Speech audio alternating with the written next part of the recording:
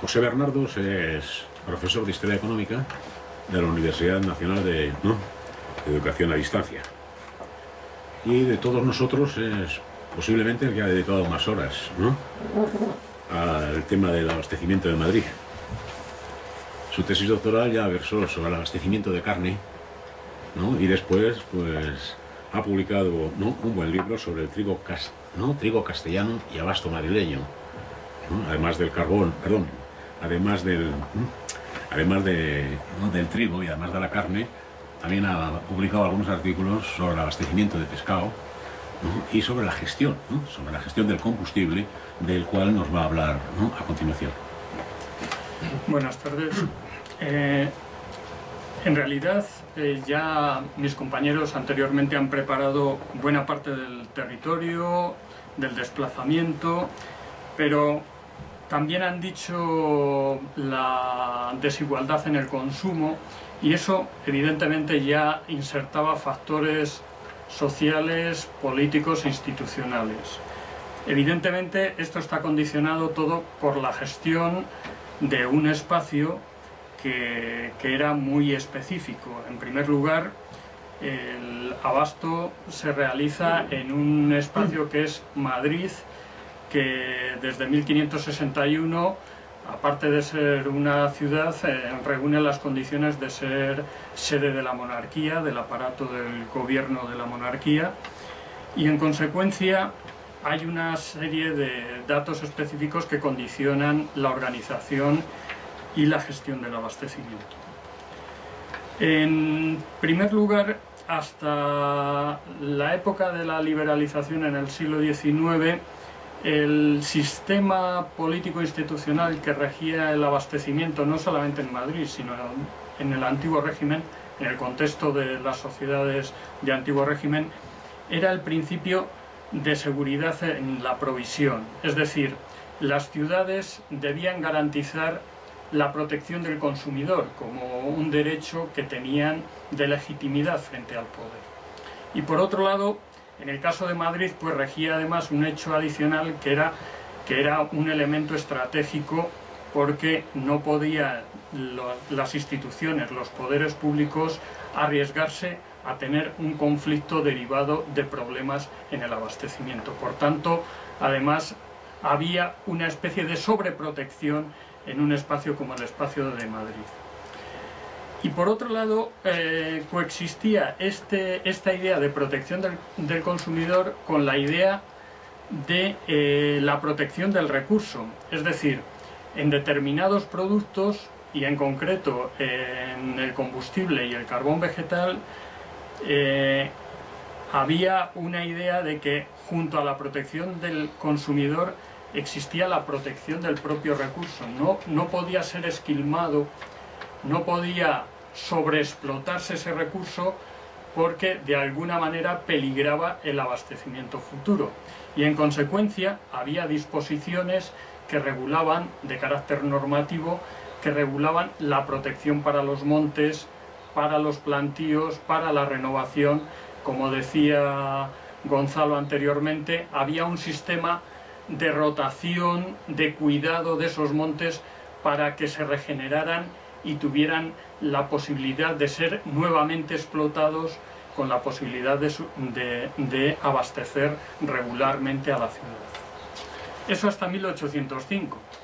Después de 1805 surge el predominio de una legislación más liberal, no solamente en el cambio de criterio, porque ya no es la idea, pudiéramos decir, de economía moral que regía el abastecimiento en la ciudad, sino que rigen los nuevos criterios de libertad de mercado que regularán la distribución y el consumo. Y por otro lado, en las relaciones de producción ya no regirá tanto la idea de protección por sostenibilidad, sino que regirán los nuevos criterios de las legislaciones liberales que dan prioridad a la producción y a la comercialización de los recursos. Es decir, un cambio de panorama que se observará sobre todo con las leyes desamortizadoras de explotación de los montes a partir de los años 20 y 30 del siglo XIX.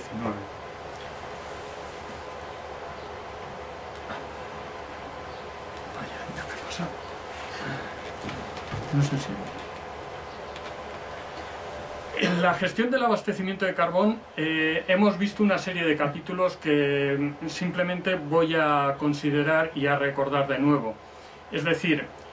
un organismo que se ocupaba de la gestión tenía que considerar 4 grandes apartados, ¿no? El apartado del contrato de los montes y la tala o la corta de esos montes, lo que era el capítulo de la montaracia. La actividad de transformación de esas leñas cortadas en carbón, que era la actividad industrial o la fábrica. El tercer capítulo, que también hemos detallado, sobre el transporte. Y el último apartado, que era el de la distribución desde las zonas desde la entrada por los almacenistas, por los mozos, que o bien vendían el carbón en los almacenes y los puestos, o bien los llevaban a los domicilios de los vecinos de Madrid. Bueno, aquí es la montaracia y la fábrica y el transporte, que eran los 2 capítulos sobre los que se sostenía prácticamente el grueso de la gestión. Bien, la gestión del abastecimiento de carbón durante este periodo discurre por distintas fases que jalonan de alguna manera las necesidades no solamente de los madrileños, sino los intereses políticos a los que se refería José Nieto a la hora de acceder a ese consumo. Es decir, aunque había una retórica de protección del consumidor, de protección de la población, en realidad lo que había por detrás era la defensa de unos intereses sobre la divergencia tan grande a la hora de acceder al consumo de carbón. Pero vamos a ver cómo se gestionaba todo este proceso. Hasta 1753 transcurre un largo periodo, pudiéramos decir ya desde el establecimiento de la Corte en Madrid, que es una época marcado por la gestión privada del abasto. Gestión privada bajo una estrecha supervisión pública apoyada en el sistema de los obligados. Los obligados eran comerciantes que se hacían cargo del abastecimiento siguiendo un criterio de pujas a la baja entre varios concurrentes que otorgaban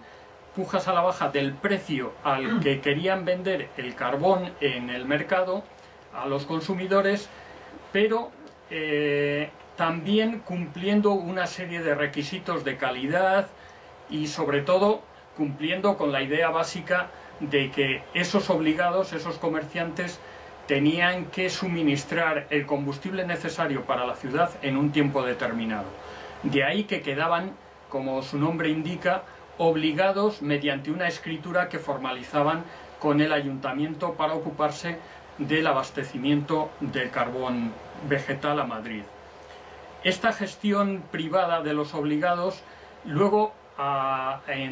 se traducía en la práctica a que los obligados formaban compañías que eran de varios comerciantes y se encargaban de gestionarlo sobre la base de una sociedad que de alguna manera, pues especializados a lo mejor en contratar los montes o en labores de la administración, se diversificaban en el trabajo. Contrataban los montes, contrataban los fabriqueros y al final obtenían ellos el rendimiento de la gestión en función del precio que habían de alguna manera fijado para la venta y los beneficios o las pérdidas que pudieran tener en el abasto de acuerdo con las circunstancias de la gestión. Hasta 1750 el sistema de los obligados fue un sistema que, como hemos dicho, era de gestión privada, pero muy controlada por las instituciones públicas, en concreto por el ayuntamiento, que cuidaba de que el suministro de las cantidades mínimas fuera el fijado en las escrituras de obligación, que al mismo tiempo el carbón se diera con unos criterios de calidad, suficientes, no fuera un carbón adulterado, no fuera un carbón con problemas de impurezas, y de alguna manera este sistema permaneció hasta mediados del siglo XVIII en sus líneas básicas. Junto a los obligados, que no tenían el monopolio de toda la gestión, existían tratantes que también introducían carbón vegetal a vecinos, a instituciones privadas, e incluso suministraban también contratistas privados a la Casa Real y a los cuarteles militares. Sin embargo, esta fase de gestión privada comenzó a tener problemas a mediados del siglo XVIII por dos razones. En primer lugar, por un ambiente político orientado, desde que entra la dinastía Borbón, al mayor control de los abastos públicos en general, y eso se refleja a partir de 1743, en que se establece en Madrid una organización denominada la Junta de Abastos, que estaba controlada directamente desde el gobierno central por el Consejo de Castilla. Era una Junta de Abastos que controlaba suministros tan esenciales como la carne, el aceite, las velas de sebo para iluminación o el bacalao, y que a partir de 1753 también absorbió bajo su órbita la gestión del carbón. El carbón vegetal, a partir de este momento, queda bajo una supervisión y una administración pública que controla todos los aspectos del ramo del abastecimiento de carbón. Es decir, son una organización burocrática que nombra desde los comisarios o comisionados que se encargaban de contratar los montes y las fábricas que elaboraban el carbón, hasta los factores y comisionados que se encargaban de distribuir por los cuarteles en que se dividía la ciudad de Madrid, por los almacenes y por los puestos, la distribución del carbón. Es decir, una organización totalmente regulada desde el poder político con el fin de garantizar el suministro bajo esta supervisión pública. Los motivos también derivaban del hecho de que los obligados habían sido acusados desde finales de los años 40 de que habían atendido más a su lucro personal o a sus beneficios económicos que a la protección de lo que era el entorno, que a la protección de recursos. En 1748 se había promulgado una Real Cédula de protección de los montes, donde expresaba que la preocupación sobre el esquilmo de los montes en un radio alrededor de Madrid de unas 20 leguas, que suponen unos 110 kilómetros, con lo que podía peligrar el suministro futuro del abasto. En este sentido, los obligados se vieron de alguna manera atacados por estos argumentos, y de ahí que la gestión pública de la Junta de Abastos iniciara ya su proceso de control desde 1753 hasta 1766 ininterrumpidamente. En 1766, las circunstancias del motín de Esquilache hace que surja un nuevo sistema de organización y gestión, dado que entre las reivindicaciones de los amotinados establecían la supresión de la Junta de Abastos porque se les acusaba de corrupción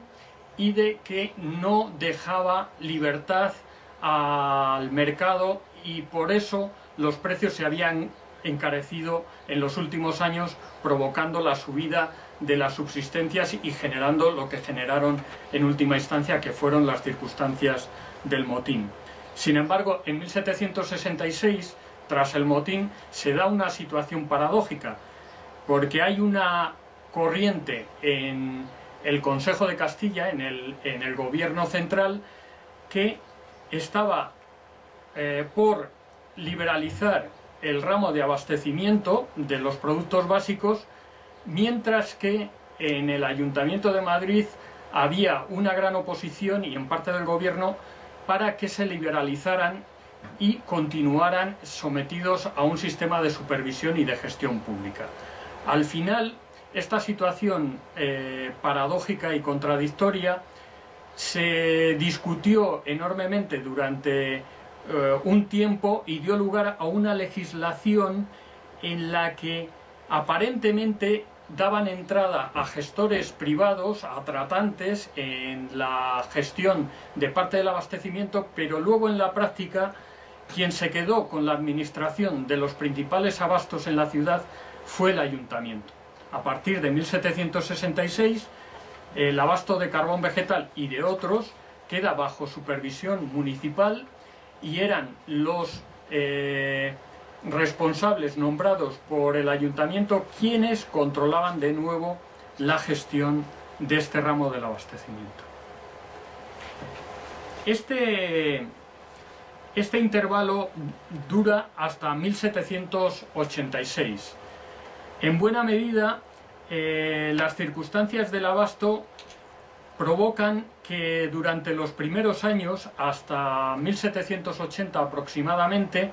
las circunstancias hagan que la gestión tenga pocos problemas. Es una época de crecimiento en la ciudad, pero es verdad que al mismo tiempo es una época de crecimiento agrario generalizado en Castilla, lo que da lugar a que todavía no haya tensiones en los precios y pueda haber algunos años, como por ejemplo toda la década de los años 70, en que un sector que era crucial en el abastecimiento, como el del transporte,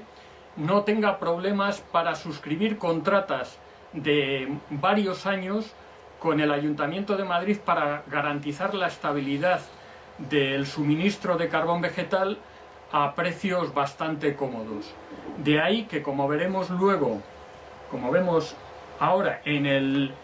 gráfico, desde 1766 prácticamente hasta 1778,